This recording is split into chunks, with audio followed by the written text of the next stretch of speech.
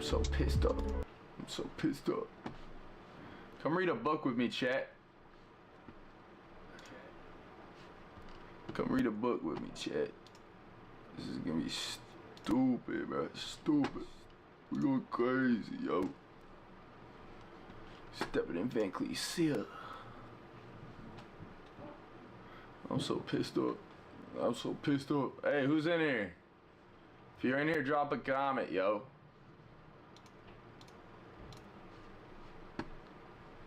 Yeah, baby. Yeah, baby.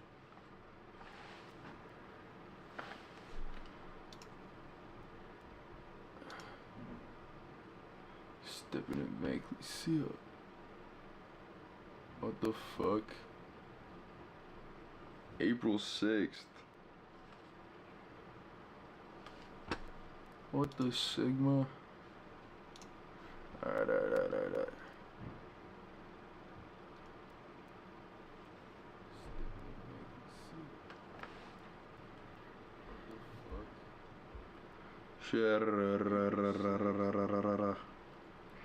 Bow, bow, bow, bow, bow.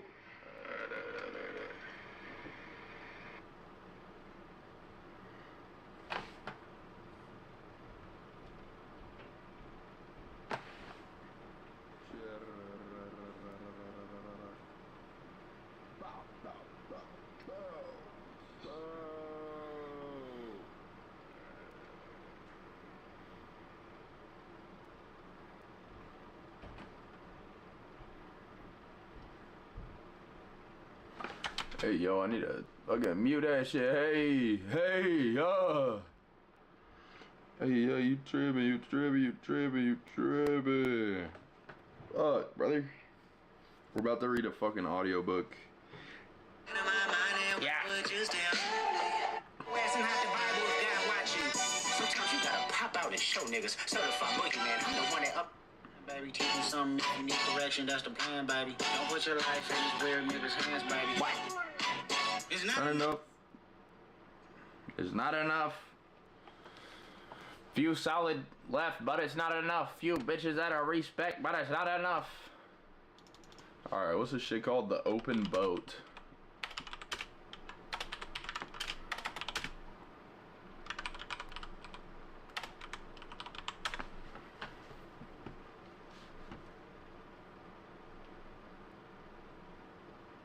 Holy shit, bro.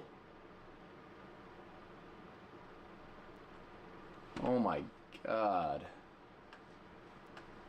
Audiobooks for this fucking long. Jeez. I ain't reading all that. Got me fucked up, chat. That's crazy. Hey, yo, what the fuck? That's fucking insane.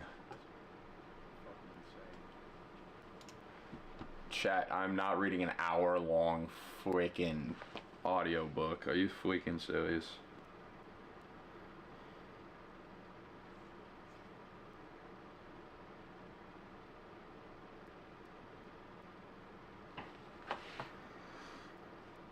Alright guys, so I just went live.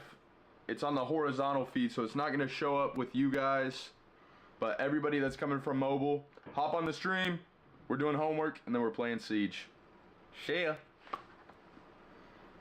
Alright guys, so...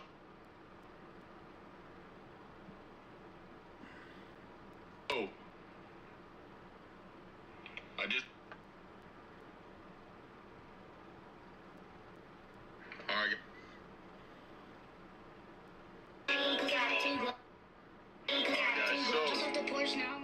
I just went live. Yeah, baby. Is there anybody in the YouTube chat? How y'all doing? Hey, yo.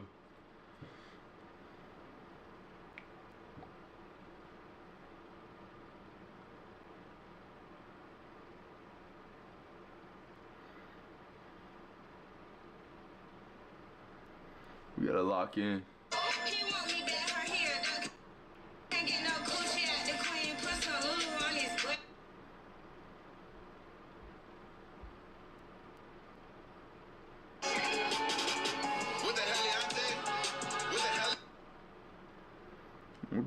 Heliante? What the Helion?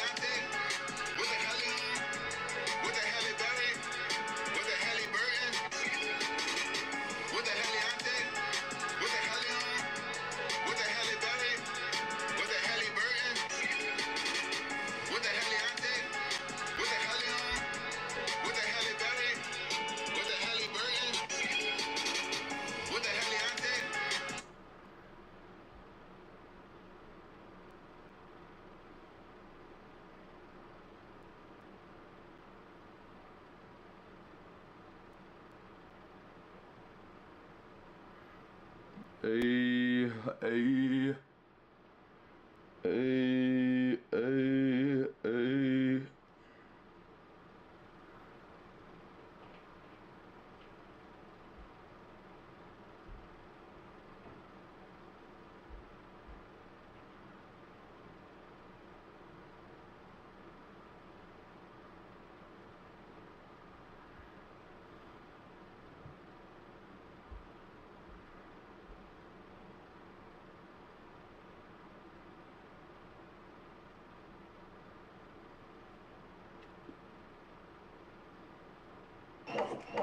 Hey, you guys. Jump on the porch now, I'm on the rooftop. Hey.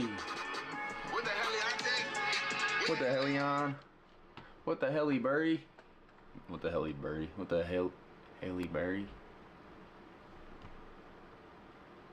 Oh my goodness. I'm actually so pissed. Ah! Ah. Fuck. I gotta read a book tonight. Do I have anything to do in criminology, I wonder?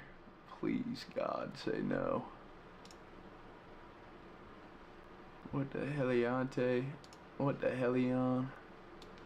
What the Heliberry?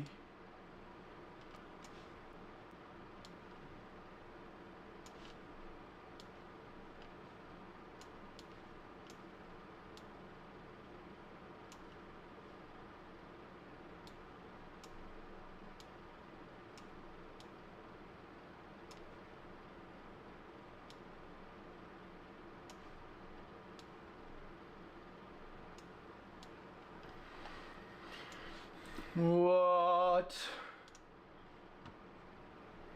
Alright, bro. Alright, little bro. We got all this to read. Not excited. Oh my goodness. Oh my goodness. What the Heliante? What the Helion? What the Heliberry? Oh man.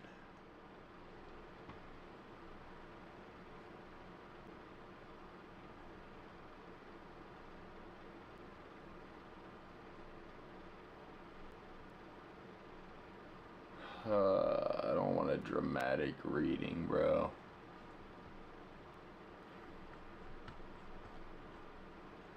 The last thing I want is a dramatic reading. The Open Boat by Stephen Crane. Nah, this motherfucker annoying. The Open Boat by Stephen Crane. A tale intended to be affecting the experience of 4 men from some. That'll work. We can get it done in 25 minutes, chat. Let's go, baby. What the hell, Yante? What the hell, Yon?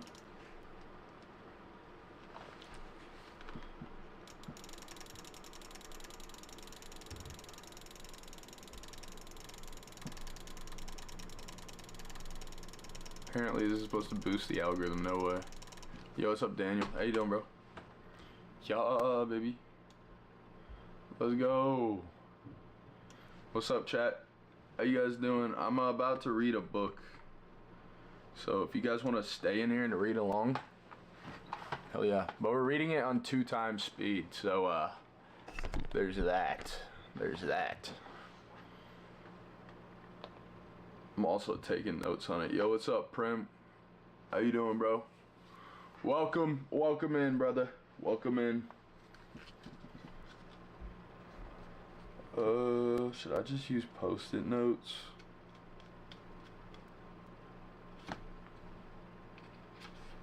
I hate this shit, bro. Yuck.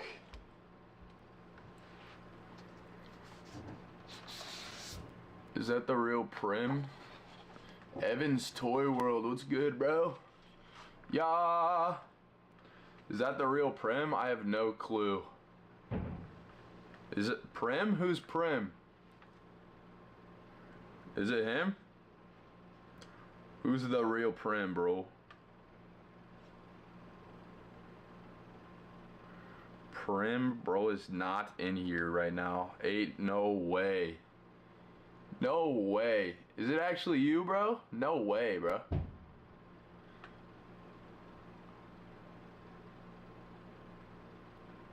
That's insane. No way, bro.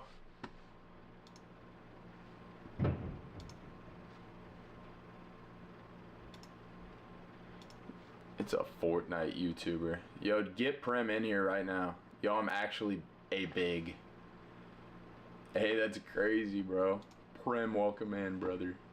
Welcome in everybody else, too. Hey, if you guys aren't subscribed, make sure you guys sub up. We're dropping a vlog here soon. In the coming week.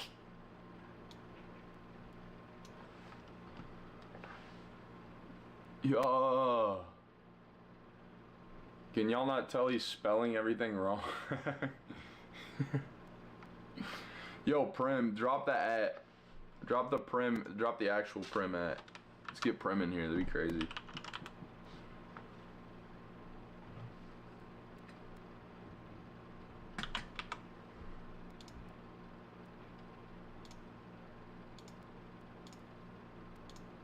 Yo, what's up, chat? Hey, you guys want to read a book with me or not? Let's run a poll. Let's run a poll.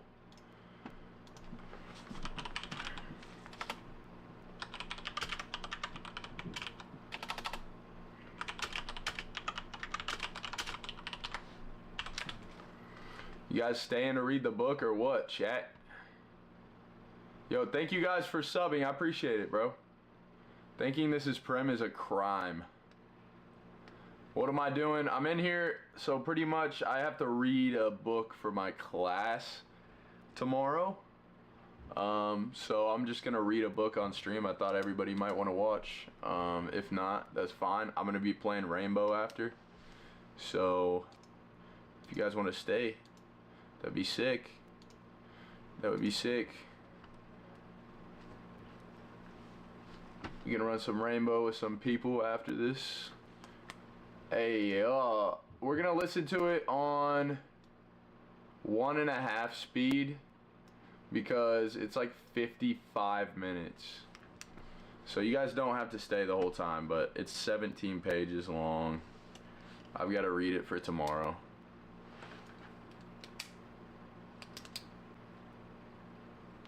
Y'all want to play Fortnite together? I don't have Fortnite, or I would, brother. Oh no.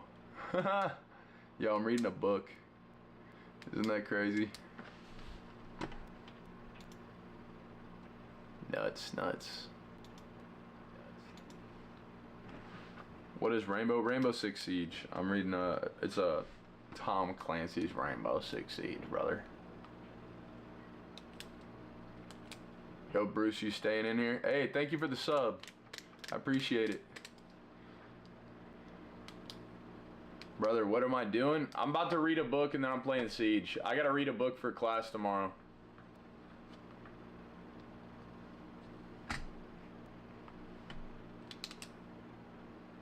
I just opened this up, bro.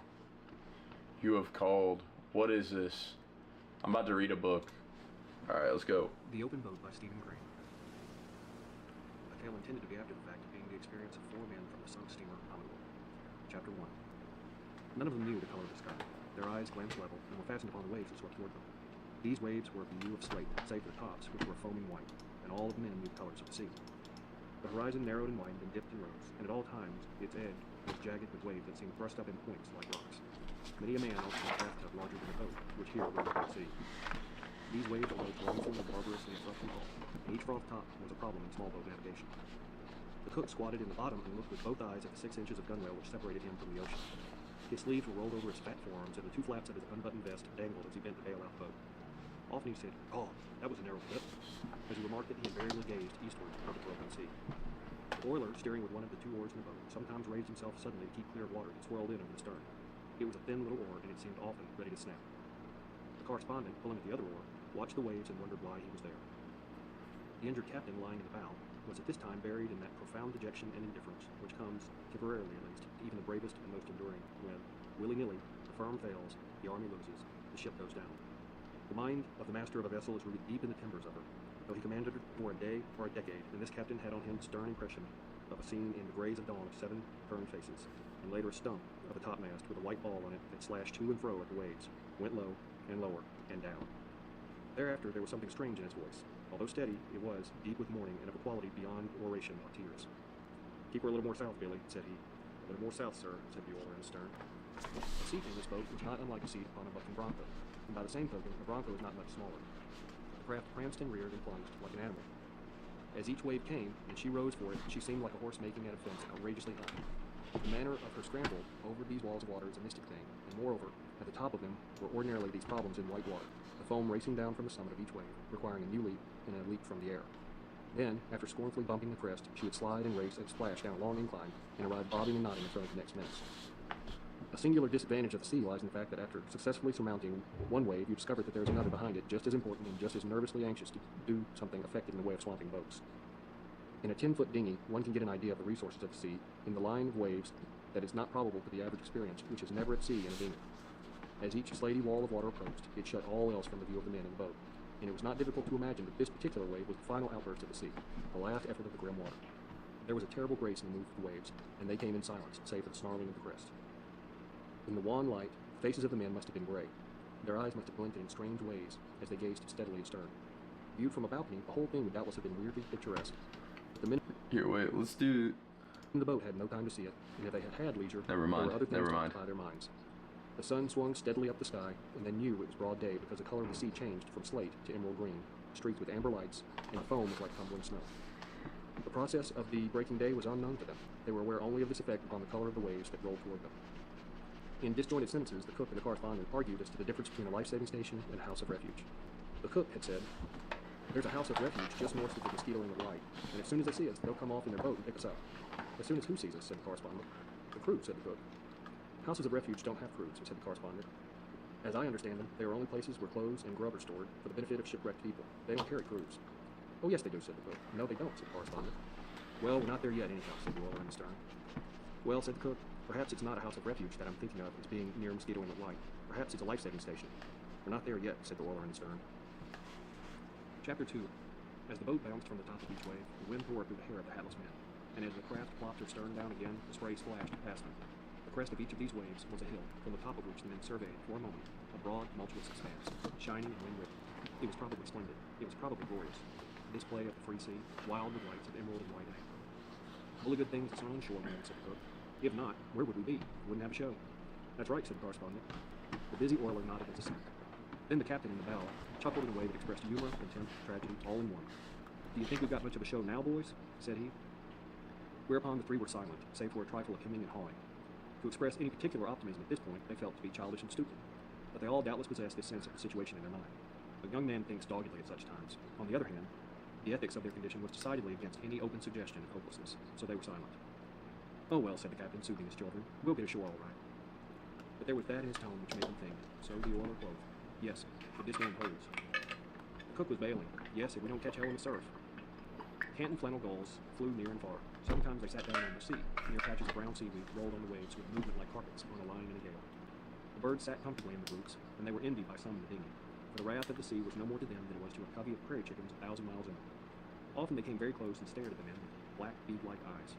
At these times they were uncanny and sinister in their unblinking scrutiny, and the men hooted angrily at them, telling them to be gone. One came and evidently decided to alight on the top of the captain's head. The bird flew parallel to the boat and did not circle, but made short, sidelong jumps in the air in chicken fashion. His black eyes were wistfully fixed upon the captain's head. "Ugly brute," said the oiler to the bird. "You look as if you were made with a jackknife." The cook and the correspondent swore darkly at the creature. The captain naturally wished to knock it away with the end of the heavy panther, but he did not dare do it, because anything resembling an emphatic gesture would have capsized this freighted boat. And so with his open hand, the captain gently and carefully waved the gull away. After it had been discouraged from the pursuit, the captain breathed easier on account of his hair, and the others breathed easier because the bird struck their minds at this time as being somehow gruesome and ominous. In the meantime, the oiler and the correspondent rowed, and also they rowed. They sat together in the same seat, and each rowed an oar. Then the oiler took both oars, then the correspondent took both oars, then the oiler, then the correspondent. They rowed and they rowed. The very ticklish part of the business was when the time came for the reclining one in the stern to take his turn at the oars. By the very last star of truth, it is easier to steal eggs from under a hen than it is to change seats in a dinghy. First, the man in the stern slides his hand along the thwart, and moved with care, as if he were of Solaris. Then the man in the rowing seat slid his hand along the other thwart. It was all done with most extraordinary care. As the two sidled past each other, the whole party kept a watchful eye on the coming waves, and the captain cried, "Look out now! Steady there!" The brown mats of seaweed that appeared from time to time were like islands, bits of earth. They were traveling apparently neither one way nor the other. They were, to all intents, stationary. They informed the men in the boat that it was making progress slowly toward the land. The captain, rearing cautiously in the bow, after the dinghy soared on a great swell, said that he had seen the lighthouse at Mosquito Inlet. Presently the cook remarked that he had seen it. The correspondent was at the oars then, and for some reason he too wished to look at the lighthouse, but his back was toward the far shore, and the waves were important, and for some time he could not seize an opportunity to turn his head. But at last there came a wave more gentle than the others, and when at the crest of it, he swiftly scoured the western horizon. "See it?" said the captain. "No," said the correspondent slowly. "I didn't see anything." "Look again," said the captain. He pointed. "It's exactly in that direction." At the top of another wave, the correspondent did as he was bid, and this time his eyes chanced on a small, still thing on the edge of the swaying horizon. It was precisely like the point of a pin. It took an anxious eye to find a lighthouse so tiny. "Think we'll make it, Captain?" "If this wind holds, and the boat don't stop, we can't do much else," said the captain. The little boat, lifted by each towering wave, and splashed viciously by the crest, made progress that in the absence of seaweed was not apparent to those in it. She seemed just a wee thing waddling miraculously top up, at the mercy of 5 oceans. Occasionally, a great spread of water like white flames swarmed into her. "Bail her, cook," said the captain serenely. "All right, Captain," said the cheerful cook. Chapter 3. It would be difficult to describe the subtle brotherhood of men that was here established on the seas. No one said that it was so, no one mentioned it, but it dwelt in the boat, and each man felt it warm him. There was a captain, an oiler, a cook, and a correspondent, and they were friends. Friends in a more curiously iron-bound degree than may be common. The hurt captain, lying against the water jar in the bow, spoke always in a low voice and calmly, but he could never command a more ready and swiftly obedient crew than the motley three of the dinghy. It was more than a mere recognition of what was best for the common safety. There was surely in it a quality that was personal and heartfelt. And after this devotion to the commander of the boat, there was this comradeship that the correspondent, for instance, who had been taught to be cynical of men, knew even at the time was the best experience of his life. But no one said that it was so. No one mentioned it. "I wish we had a sail," remarked the captain. "We might try my overcoat over the end of an oar and give you two boys a chance to rest." So the cook and the correspondent held the mast and spread wide the overcoat. The oiler steered, and the little boat made good way with her new rig. Sometimes the oiler had to scull sharply to keep a sea from breaking into the boat, but otherwise sailing was a success. Meanwhile, the lighthouse had been growing slowly larger. It had now almost assumed color and appeared like a little gray shadow on the sky. The man at the oars could not be prevented from turning his head rather often to try for a glimpse of this little gray shadow. At last, from the top of each wave, the men in the tossing boat could see land. Even as the lighthouse was an upright shadow on the sky, this land seemed but a long black shadow on the sea. It certainly was thinner than paper. "We must be about opposite New Smyrna," said the cook, who had coasted the shore often in schooners. "Captain, by the way, I believe they abandoned that life-saving station there about a year ago." "Did they?" said the captain. The wind slowly died away. The cook and the correspondent were not now obliged to slave in order to hold high the oar. But the waves continued their old impetuous swooping at the dinghy, and the little craft, no longer under way, struggled woundedly over them. The oiler or the correspondent took the oars again. Shipwrecks are, apropos, of nothing. If men could only train for them, and have them occur when the men had reached pink condition, there would be less drowning at sea. Of the 4 in the dinghy, none had slept any time worth mentioning for 2 days and 2 nights previous to embarking in the dinghy, and in the excitement of clambering about the deck of a foundering ship, they had also forgotten to eat heartily. For these reasons and for others, neither the oiler nor the correspondent was fond of rowing at this time. The correspondent wondered ingeniously how in the name of all that was sane could there be people who thought it amusing to row a boat. It was not an amusement, it was a diabolical punishment, and even a genius of mental aberrations could never conclude that it was anything but a horror to the muscles and a crime against the back. He mentioned to the boat in general how the amusement of rowing struck him, and the weary-faced oiler smiled in full sympathy. Previously to the foundering, by the way, the oiler had worked double watch in the engine room of the ship. "Take her easy now, boys," said the captain. "Don't spend yourselves. If we have to run a surf, you'll need all your strength, because we'll sure have to swim for it. Take your time." Slowly the land arose from the sea. From a black line it became a line of black and a line of white, trees and sand. Finally the captain said that he could make out a house on the shore. "That's the house of refuge, sure," said the cook. "They'll see us before long and come out after us." The distant lighthouse reared high. "The keeper ought to be able to make us out now if he's looking through a glass," said the captain. "He'll notify the life-saving people." "None of those other boats could have got ashore to give word of the wreck," said the oiler in a low voice, "else the lifeboat would be out hunting us." Slowly and beautifully the land loomed out of the sea. The wind came again. It had veered from the northeast to the southeast. Finally a new sound struck the ears of the men in the boat. It was the low thunder of the surf on shore. "We'll never be able to make the lighthouse now," said the captain. "Swing her head a little more north, Billy," said he. "A little more north, sir," said the oiler. Whereupon the little boat turned her nose once more down the wind, and all but the oarsmen watched the shore grow. Under the influence of this expansion, doubt and direful apprehension was leaving the minds of the men. The management of the boat was still most absorbing, but it could not prevent a quiet cheerfulness. In an hour, perhaps, they would be ashore. Their backbones had become thoroughly used to balancing the boat, and they now rode this wild coat of a dinghy like circus men. The correspondent thought that he had been drenched to the skin, but happening to feel in the top pocket of his coat, he found therein 8 cigars. 4 of them were soaked with seawater, 4 were perfectly scatheless. After a search, somebody produced 3 dry matches, and thereupon the 4 waifs rode impudently in their little boat, and with an assurance of impending rescue shining in their eyes, puffed at the big cigars, and judged well and ill of all men. Everybody took a drink of water. 4. "Cook," remarked the captain, "there don't seem to be any signs of life about your house of refuge." "No," replied the cook. "Funny they don't see us." A broad stretch of lowly coast lay before the eyes of the men. It was of dunes topped with dark vegetation. The roar of the surf was plain, and sometimes they could see the white lip of a wave as it spun up the beach. The tiny house was blocked out black upon the sky. Southward, the slim lighthouse lifted its little gray length. Tide, wind, and waves were swinging the dinghy northward. "Funny they don't see us," said the men. The surf's roar here was dulled, but its tone was, nevertheless, thunderous and mighty. As the boat swam over the great rollers, the men sat listening to this roar. "We'll swap shore," said everybody.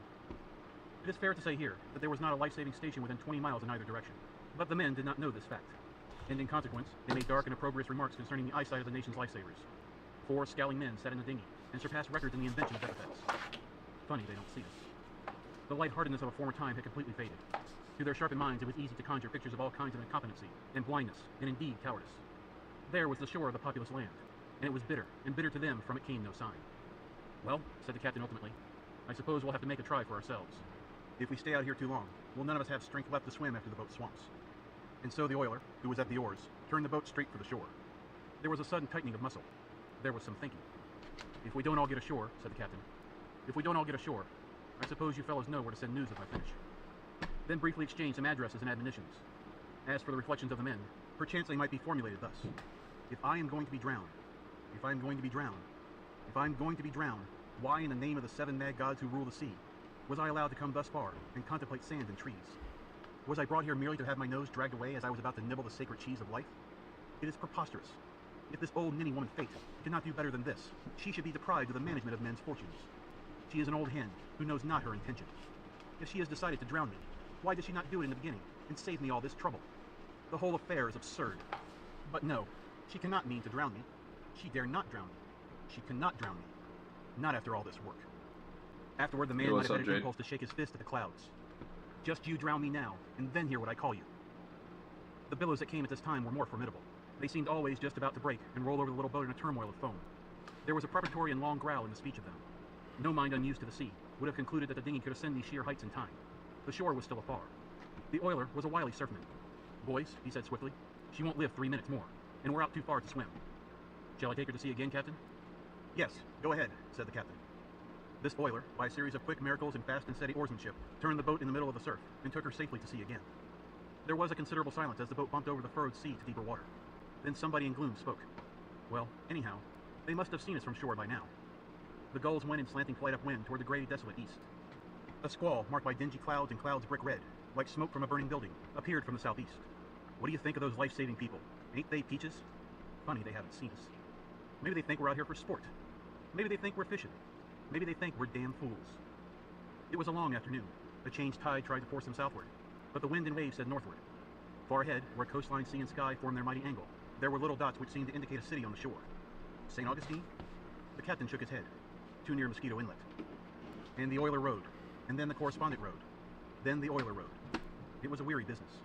The human back can become the seat of more aches and pains than are registered in books for the composite anatomy of a regiment. It is a limited area, but it can become the theater of innumerable muscular conflicts, tangles, wrenches, knots, and other comforts. Did you ever like to row, Billy? Asked the correspondent. No, said the oiler. Hang it. When one exchanged the rowing seat for a place in the bottom of the boat, he suffered a bodily depression that caused him to be careless of everything, save an obligation to wiggle one finger. There was cold seawater swishing to and fro in the boat, and he lay in it. His head, pillowed on a thwart, was within an inch of the swirl of a wave crest, and sometimes a particularly obstreperous sea came inboard and drenched him once more. But these matters did not annoy him. It is almost certain that if the boat had capsized, he would have tumbled comfortably out upon the ocean, as if he felt sure that it was a great soft mattress. Look, there's a man on the shore. Where? There. See him? See him? Yes, sure. He's walking along. Now he's stopped. Look, he's facing us. He's waving at us. So he is, by thunder. Ah, now we're all right. Now we're all right. There'll be a boat out here for us in half an hour. He's going on. He's running. He's going up to that house there. The remote beach seemed lower than the sea, and it required a searching glance to discern the little black figure. The captain saw a floating stick, and they rowed to it. A bath towel was by some weird chance in the boat, and tying this on the stick, the captain waved it. The oarsman did not dare turn his head, so he was obliged to ask questions. What's he doing now? He's standing still again. He's looking, I think. There he goes again, toward the house. Now he's stopped again. Is he waving at us? No, not now. He was, though. Look, there comes another man. He's running. Look at him go, would you? Why, he's on a bicycle. Now he's met the other man. They're both waving at us. Look. There comes something up the beach. What the devil is that thing? Why, it looks like a boat. Why, certainly it's a boat. No, it's on wheels. Yes, so it is. Oh, that must be the lifeboat. They dragged him along shore on a wagon. That's the lifeboat, sure. No, it's an omnibus. I tell you, it's a lifeboat. It is not. It's an omnibus. I can see it plain. See? One of those big hotel omnibuses. By thunder, you're right. It's an omnibus, sure as fate. What do you suppose they were doing with an omnibus? Maybe they were going around collecting the life crew, eh? That's it, likely. Look, there's a fellow waving a little black flag. He's standing on the steps of the omnibus. There come those other two fellows. Now they're all talking together. Look at the fellow with the flag. Maybe he ain't waving it. That ain't a flag, is it? That's his coat. Why, certainly, that's his coat. So it is. It's his coat. He's taking it off and he's waving it around his head. But would you look at him swing it? Oh, say, there isn't any life-saving station there. That's just a winter resort hotel omnibus that has brought over some of the boarders to see us drown. What's that idiot with the coat mean? What's he signaling anyhow? It looks as if he were trying to tell us to go north. There must be a life-saving station up there. No, he thinks we're fishing. Just giving us a merry hand. See? Ah, there, Willie. Well, I wish I could make something out of those signals. What do you suppose he means? He don't mean anything. He's just playing. Well, if he'd just signal us to try the surf again, or to go to sea and wait, or go north, or go south, or go to hell, there'd be some reason in it. But look at him. He just stands there and keeps his coat revolving like a wheel. The ass. There come more people. Now there's quite a mob. Look, isn't that a boat? Where? Oh, I see what you mean. No, that's no boat. That fellow is still waving his coat. He must think we like to see him do that. Why don't he quit it? It don't mean anything. I don't know. I think he's trying to make us go north. It must be that there's a life-saving station there somewhere. Say, he ain't tired yet. Look at him wave. Wonder how long he can keep that up. He's been revolving his coat ever since he caught sight of us. He's an idiot. Why aren't they getting men to bring a boat out? A fishing boat. One of those big yawls. Could come out here all right. Why don't he do something? Oh, it's all right now. They'll have a boat out here for us in less than no time, now that they've seen us. A faint yellow tone came into the sky over the low land. The shadows on the sea slowly deepened. The wind bore coldness with it, and the men began to shiver. Holy smoke, said one, allowing his voice to express his impious mood. If we keep on monkeying out here, if we've got to flounder out here all night. Oh, we'll never have to stay out here all night, don't you worry. They've seen us now, and it won't be long before they'll come chasing out after us. The shore grew dusky. The man waving a coat blended gradually into the gloom, and it swallowed in the same manner the omnibus and a group of people. The spray, when it dashed up roariously over the side, made the voyagers shrink and swear like men who were being branded. I'd like to catch the chump who waved the coat. I feel like soaking him one, just for luck. Why? What did he do? Oh, nothing. But then he seemed so damn cheerful.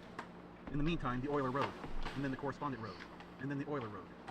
Gray-faced and bowed forward, they mechanically turn by turn plied the leaden oars.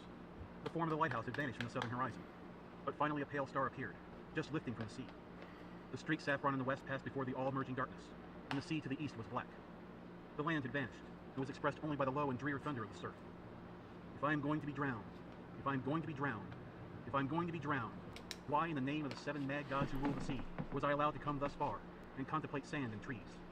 Was I brought here merely to have my nose dragged away as I was about to nibble the sacred cheese of life? The patient captain, drooped over the water jar, was sometimes obliged to speak to the oarsman. Keep her head up. Keep her head up. Keep her head up, sir.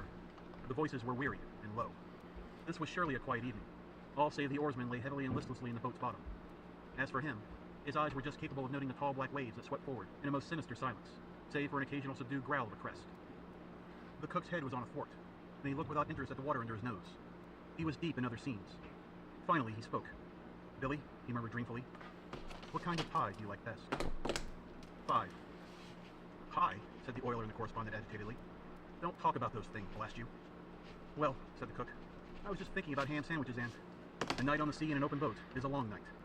As darkness settled finally, the shine of the light, lifting from the sea in the south, changed to full gold. On the northern horizon a new light appeared, a small bluish gleam on the edge of the waters. These 2 lights were the furniture of the world. Otherwise, there was nothing but waves. 2 men huddled in the stern, and distances were so magnificent in the dinghy that the rower was unable to keep his feet partly warmed by thrusting them under his companions. Their legs indeed extended far under the rowing seat until they touched the feet of the captain forward. Sometimes, despite the efforts of the tired oarsman, a wave came piling into the boat, an icy wave of the night, and the chilling water soaked them anew. They would twist their bodies for a moment and groan, and sleep the dead sleep once more, while the water in the boat gurgled about them as the craft rocked. The plan of the oiler and the correspondent was for one to row until he lost the ability, and then arouse the other from a seawater couch in the bottom of the boat. The oiler plied the oars until his head drooped forward, and the overpowering sleep blinded him. And he rowed yet afterward. Then he touched a man in the bottom of the boat, and called his name. "Will you spell me for a little while?" he said meekly. "Sure, Billy," said the correspondent, awakening and dragging himself into a sitting position. They exchanged places carefully, and the oiler, cuddling down in the seawater at the cook's side, seemed to go to sleep instantly. The particular violence of the sea had ceased. The waves came without snarling. The obligation of the man at the oars was to keep the boat headed so that the tilt of the rollers would not capsize her, and to preserve her from filling. What's up, when the Jade? crest How you rushed doing? past. The black waves were silent and hard to be seen in the darkness. Often one was almost upon the boat before the oarsman was aware. In a low voice, the correspondent addressed the captain. He was not sure that the captain was awake, although this iron man seemed to be always awake. "Captain, shall I keep her making for that light north, sir?" The same steady voice answered him. "Yes, keep it about 2 points off the port bow." The cook had tied a life belt around himself in order to get even the warmth which this clumsy cork contrivance could donate, and he seemed almost stove-like when a rower, whose teeth invariably chattered wildly as soon as he ceased his labor, drooped down to sleep. The correspondent, as he rowed, looked down at the 2 men sleeping underfoot. The cook's arm was around the oiler's shoulders, and with their fragmentary clothing and haggard faces, they were the babes of the sea, a grotesque rendering of the old babes in the wood. Later he must have grown stupid at his work, for suddenly there was a growling of water, and the crest came with a roar and a swash into the boat, and it was a wonder that it did not set the cook afloat in his lifebelt. The cook continued to sleep, but the oiler sat up, blinking his eyes and shaking with the new cold. "Oh, I'm awful sorry, Billy," said the correspondent contritely. "That's all right, old boy," said the oiler, and lay down again and was asleep. Presently it seemed that even the captain dozed, and Alright, so we're halfway through the book, and only one person has been, like, introduced so far. It's kind of weird. So there's a correspondent, a cook, an oiler, and a captain, and we only know the oiler's name, and he was just introduced the last chapter. So I'm wondering if that has something to do with, like, maybe them dying at the end or something? I have no the clue. correspondent thought that he was the one man afloat on all the oceans. The wind had a voice as it came over the waves, and it was sadder than the end. There was a long, loud swishing astern of the boat, and a gleaming trail of phosphorescence like blue flame was furrowed on the black waters. It might have been made by a monstrous knife. Then there came a stillness, while the correspondent breathed with the open mouth and looked at the sea. Suddenly there was another swish, and another long flash of bluish light, and this time it was alongside the boat. It might almost have been reached with an oar. The correspondent saw an enormous fin speed like a shadow through the water, hurling the crystalline spray and leaving a long glowing trail. The correspondent looked over his shoulder at the captain. His face was hidden, and he seemed to be asleep. He looked at the babes of the sea. They certainly were asleep. So, bereft of sympathy, he leaned a little way to one side and swore softly into the sea. But the thing did not leave the vicinity of the boat. Ahead or astern, on one side or the other, at intervals long or short, fled the long sparkling streak, and there was to be heard the whirroo of the dark fin. The speed and power of the thing was greatly to be admired. It cut the water like a gigantic and keen projectile. The presence of this biting thing did not affect the man with the same horror that it would if he had been a picnicker. He simply looked at the sea dully and swore in an undertone. Nevertheless, it is true that he did not wish to be alone. He wished one of his companions to awaken by chance and keep him company with it. But the captain hung motionless over the water jar, and the oiler and the cook in the bottom of the boat were plunged in slumber. Okay, so chapter Okay. God damn. Damn.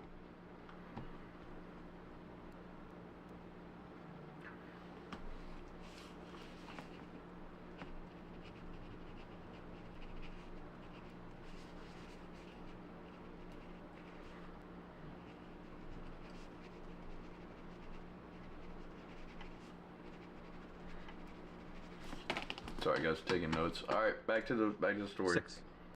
If I am going to be drowned, if I am going to be drowned, if I am going to be drowned, why in the name of the 7 mad gods who rule the sea was I allowed to come thus far and contemplate sand and trees? During this dismal night, it may be remarked that a man would conclude that it was really the intention of the 7 mad gods to drown him, despite the abominable injustice of it. For it was certainly an abominable injustice to... Why is that repeated so much?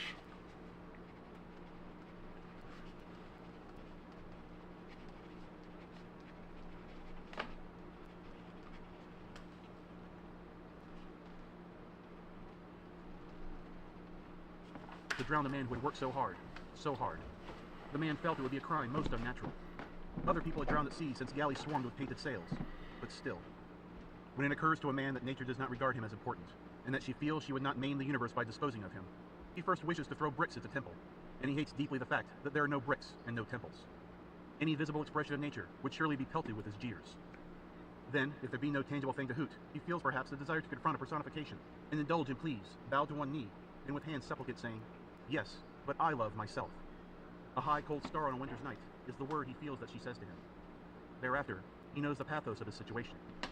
The men in the dinghy had not discussed these matters, but each had, no doubt, reflected upon them in silence, and according to his mind. There was seldom any expression upon their faces, save the general one of complete weariness. Speech was devoted to the business of the boat. To chime the notes of his emotion, a verse mysteriously entered the correspondent's head. He had even forgotten that he had forgotten this verse, but it suddenly was in his mind. A soldier of the legions lay dying in Algiers. There was a lack of woman's nursing, there was a dearth of woman's tears.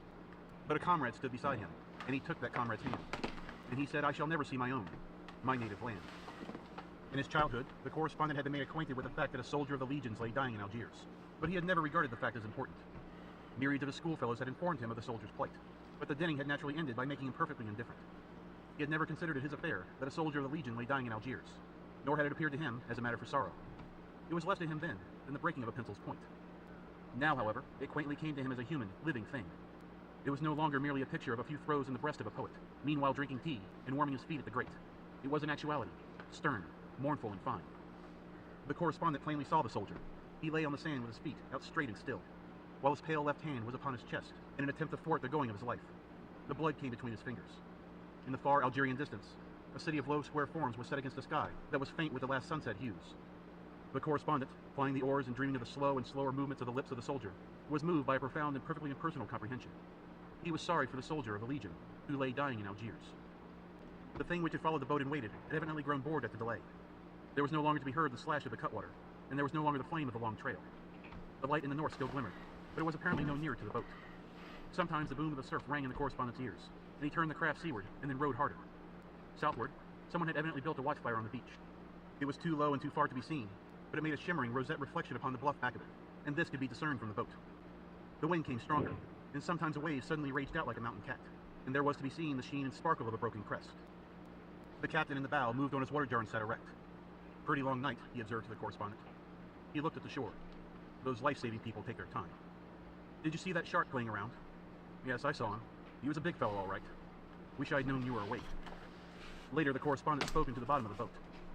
"Billy," there was a slow and gradual disentanglement. "Billy, will you spell me?"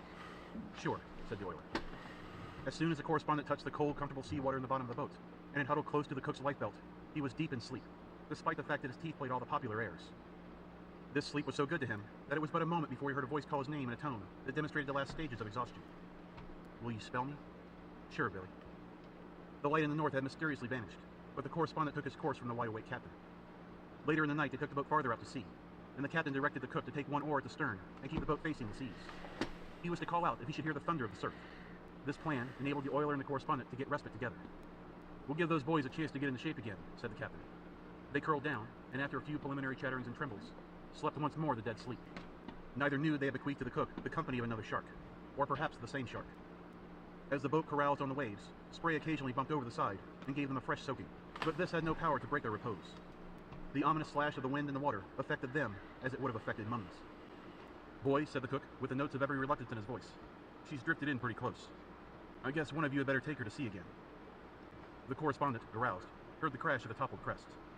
As he was rowing, the captain gave him some whiskey and water, and this steadied the chills out of him. "If I ever get ashore and anybody shows me even a photograph of an oar." At last there was a short conversation. Billy, will you spell me?" "Sure," said the oiler. 7. When the correspondent again opened his eyes, the sea and the sky were each of the gray hue of the dawning. Later, carmine and gold was painted upon the waters. The morning appeared finally, in its splendor, with a sky of pure blue, and the sunlight flamed on the tips of the waves. On the distant dunes were set many little black cottages, and a tall white windmill reared above them. No man, nor dog, nor bicycle appeared on the beach. The cottages might have formed a deserted village.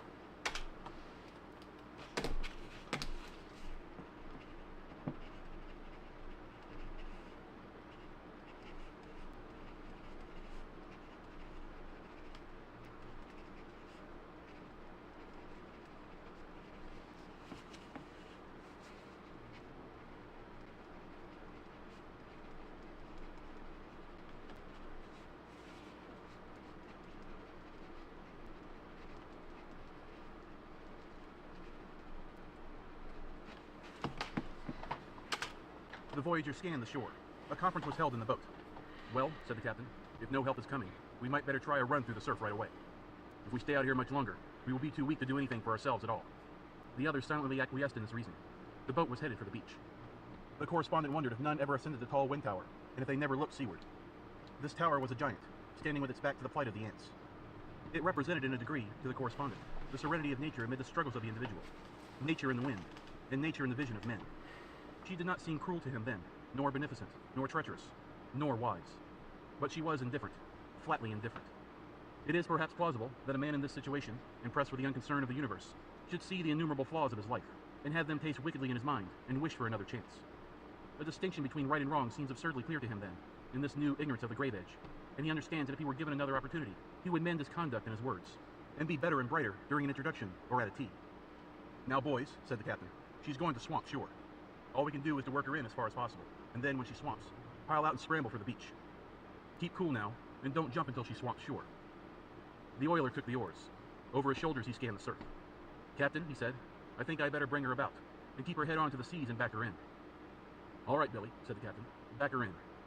The oiler swung the boat then, and seated in the stern, the cook and the correspondent were obliged to look over their shoulders, to contemplate the lonely and indifferent shore. The monstrous inshore rollers heaved the boat high until the men were again enabled to see the white sheets of water scuttling up the slanted beach. "We won't get in very close," said the captain. Here, we're gonna do a question for you guys. I'm just gonna let you know.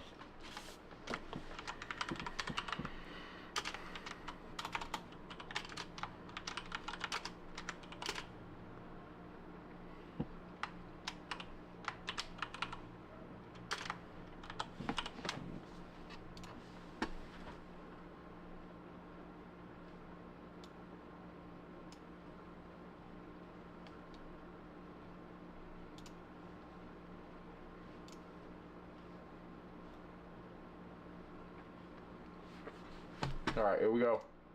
Each time a man could wrest his attention from the rollers, he turned his glance towards the shore, and in the expression of the eyes during this contemplation, there was a singular quality.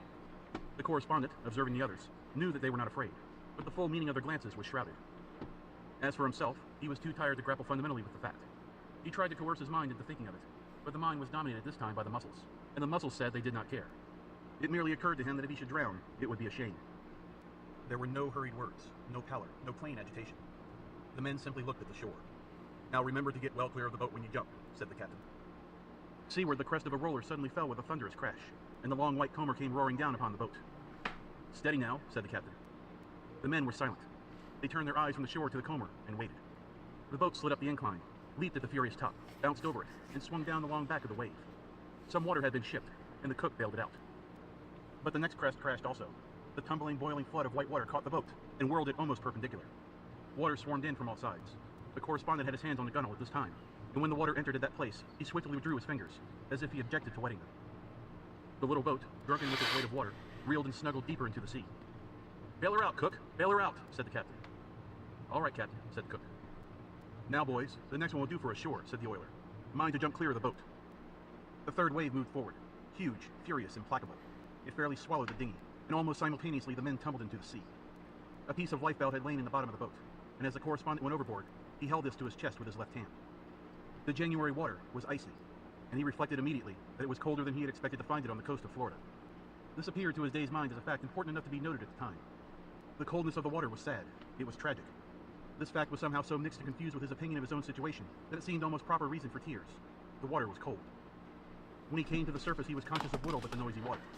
Afterward, he saw his companions in the sea. The oiler was ahead in the race. He was swimming strongly and rapidly.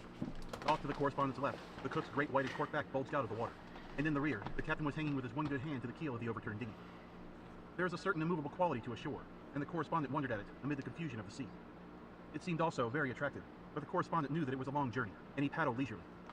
The piece of life preserver lay under him, and sometimes he whirled down the incline of a wave, as if he were on a hand sled. But finally, he arrived at a place in the sea where travel was beset with difficulty. He did not pause swimming to inquire what manner of current had caught him, but there his progress ceased. The shore was set before him like a bit of scenery on a stage, and he looked at it and understood with his eyes each detail of it. As the cook passed, much farther to the left, the captain was calling to him. "Turn over on your back, cook. Turn over on your back, and use the oar." "All right, sir." The cook turned on his back, and paddling with an oar, went ahead as if he were a canoe. Presently the boat also passed to the left of the correspondent, with the captain clinging with one hand to the keel. He would have appeared like a man raising himself to look over a board fence, if it were not for the extraordinary gymnastics of the boat. The correspondent marveled that the captain could still hold to it.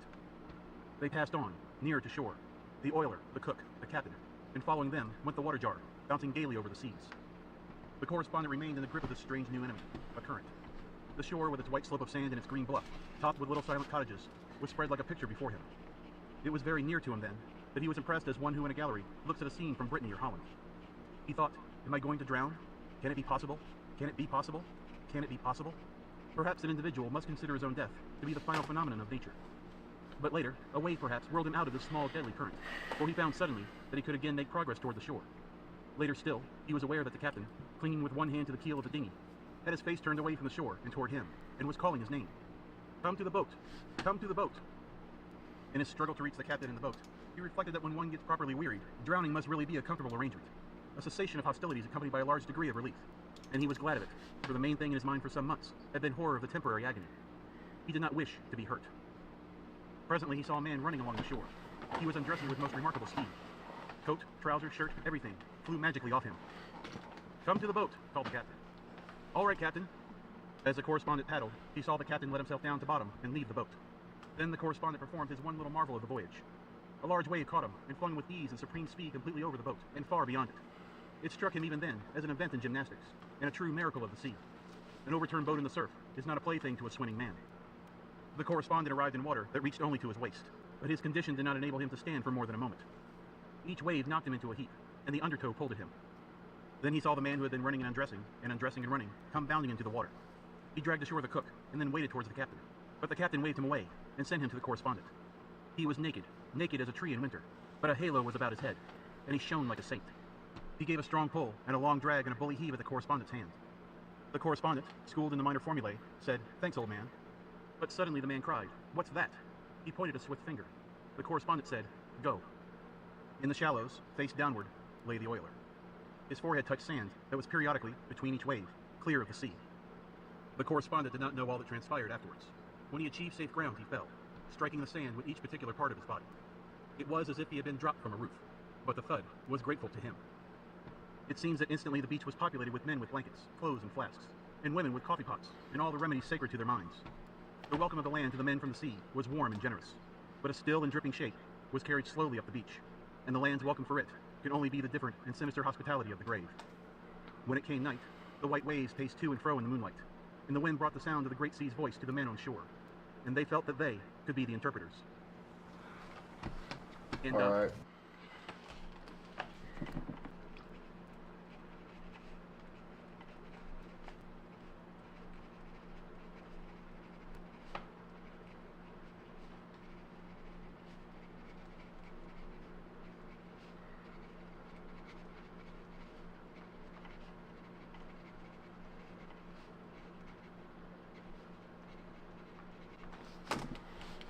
Well, well, well.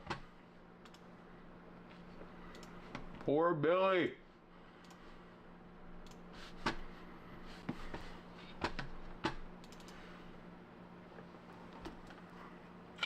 Why'd they have to kill Billy, man?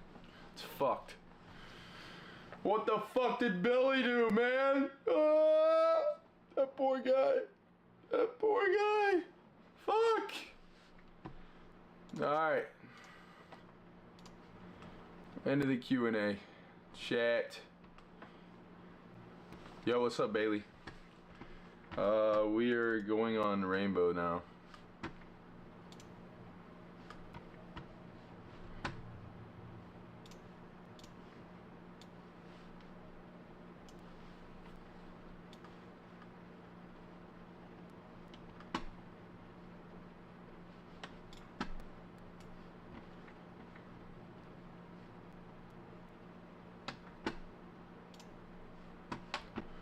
Alright.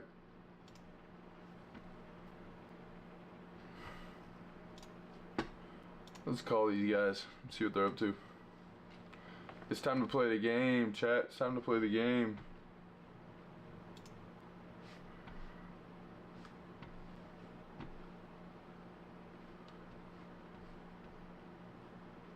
Time to play the game. What the hell, Barry? What the hell, Ante? What the hell, what the hell, Barry? What the hell, Burton?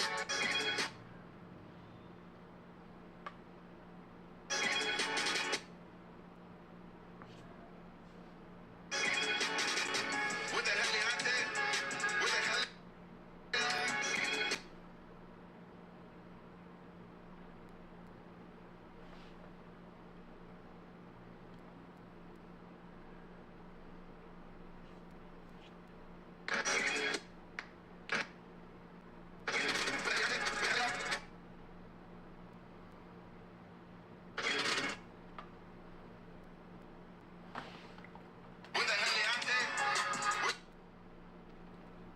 What the hell, Ante? What the hell, Ante?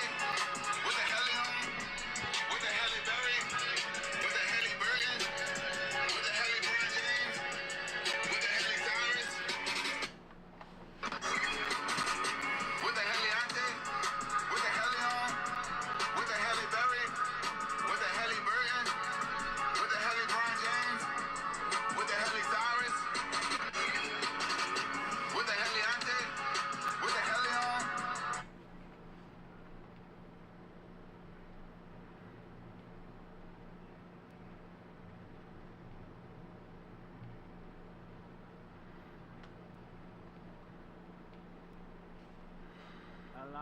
Hello. Yo, what's good?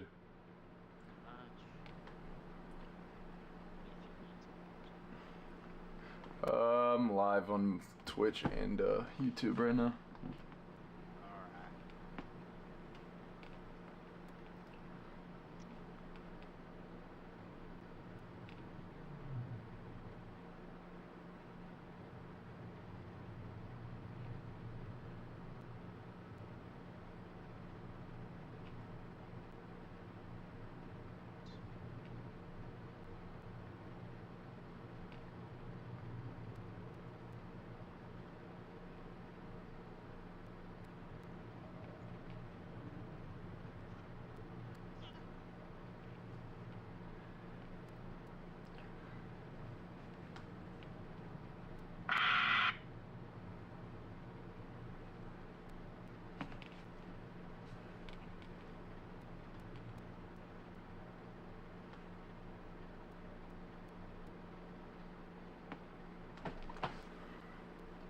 I'm live streaming Siege. Come subscribe. We're about to hit 1,800. Let's go! Come subscribe. We're about to hit 1,800. Let's go! I'm live streaming Siege. Come subscribe. We're about to hit 1,800. Let's go!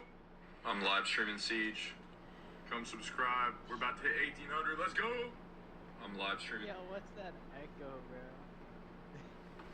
What do you mean? What the hell, Yante? What the hell, Yon? What the hell, Barry? You posted that shit on Snapchat. Snapchat. Ayy. Snapchat. Ayy. Snapchat. Ayy. I staying to read the book.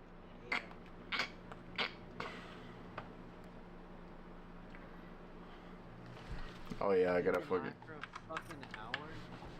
reading a book. Yeah, it's ass. You were reading a book to stream. That's Ye- crazy. yeah, I know, right? I started my stream, 11 people joined, and then I had to start reading a book, bro. I was pissed. What the hell, Barry? How long until you play?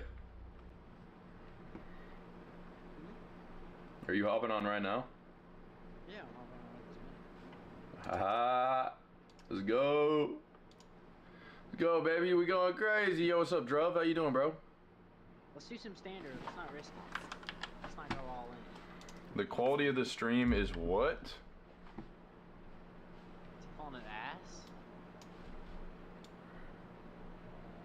Is crazy today? Is it good or bad? It's good. Honestly, it looks better than what it has been.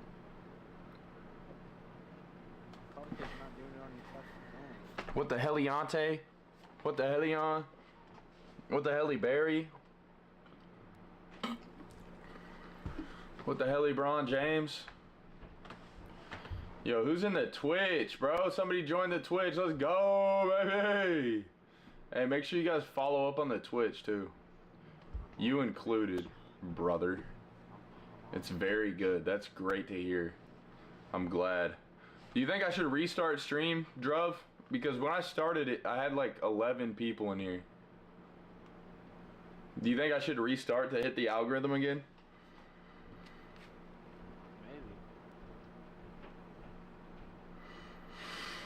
Maybe. It's up to him, bro. What do you guys think? Restart the stream to push the algorithm or what? Restart? Alright, bet.